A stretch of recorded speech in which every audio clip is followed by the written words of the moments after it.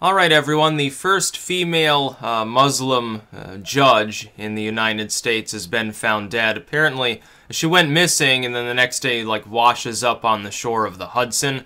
And the police have already investigated this to some degree and said, oh, there's no signs of foul play, she didn't have her, throat slit or her head caved in or something.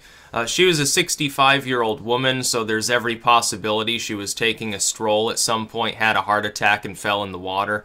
Or something to that effect, or maybe she just, maybe she's a proponent of going for cold swims and, had a cramp and drowned or something.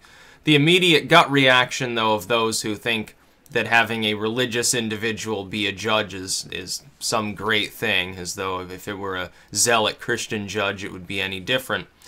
They immediately assumed, oh, skinheads killed her or something like that. Apparently, there's no evidence that happened.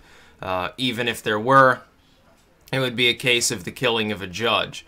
You're only giving it a special status because the religion in question happens to be Islam instead of Christianity. People do that a lot. It's like Sadiq Khan. Oh, he's a Muslim mayor of London. What a wonderful thing. Yeah, and if he were a self-proclaimed Christian and said, oh yeah, I believe in Jesus, blah, blah, blah, the same people who voted for him would probably consider him to have done something wrong. So, oh, Jesus, how can you believe in that silliness?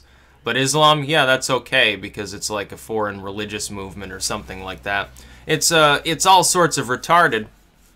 Well, when somebody's 65 years old and washes up on the side of a river with no evidence of foul play, there's a good chance they just had a heart attack and fell in the water or something at some point.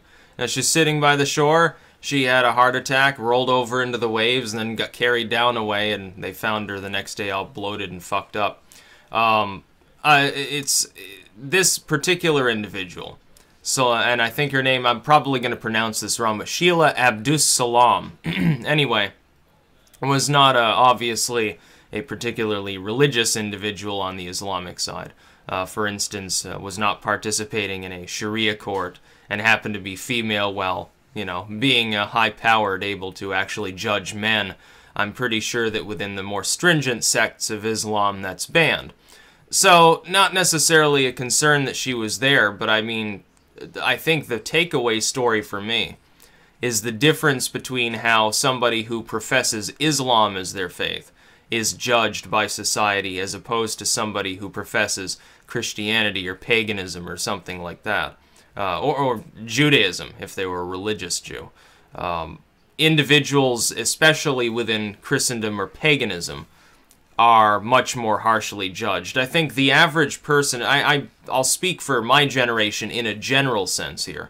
A lot of the younger sort of, atheistic groups within the millennial generation, which are massive in size and scope, would view Christians, people who are religiously Christian anyway, they're willing to talk about it publicly, they don't just go to church and then hush up about it, would view them as generally morally overbearing, boring, perhaps, sort of the out party, the people that are slowly losing dominance and good riddance, essentially. That's how they would cast them. But with Islam, there are a lot of people within those same groups that would judge Christians that way. But they look at Muslims, and they don't make the same judgment. They say, oh, this is new and exciting, because it's supposedly a foreign ideology or something like that, so we're not going to criticize Islam. It's like Christianity says, oh, in the OT, oh, beat these babies to death on rocks, or, take the virgins for your captives, that sort of stuff. And they say, oh, well, that was heinous, this is evidence of the evil and stupidity of this religious movement.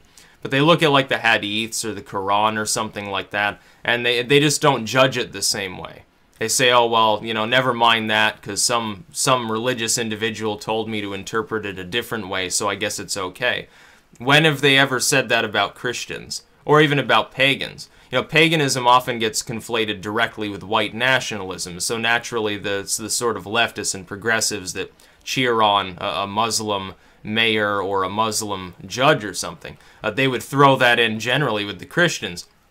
Yeah, it's actually, the left is driving the the pagan movements that exist closer and closer to a sort of a de facto alliance with Christendom on political issues. I don't even think they realize that they're doing this.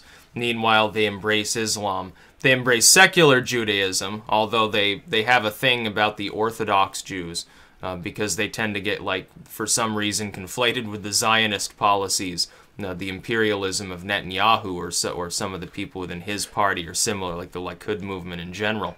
And it's a shit show, really. You've got a case where someone who's, on the older side at least, with no signs of foul play, washes up along the Hudson after going missing. Immediately, these people are almost hoping that she got her skull bashed in by skinheads.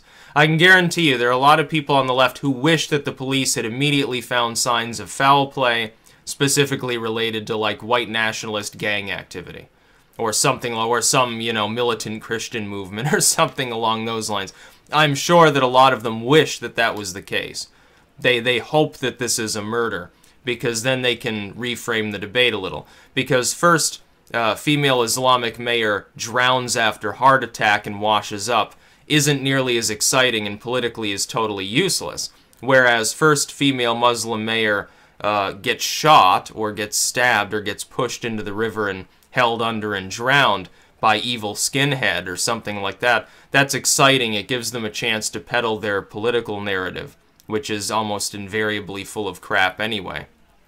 So here you've got a case where I guess these people who support her, in the same manner they do Sadiq Khan, who wants to, cover up women on billboard ads in London, for totally non-religious reasons, of course, let's say. They actually, they'll have to chalk it up to an act of God or something like that. That's about all. Peace out.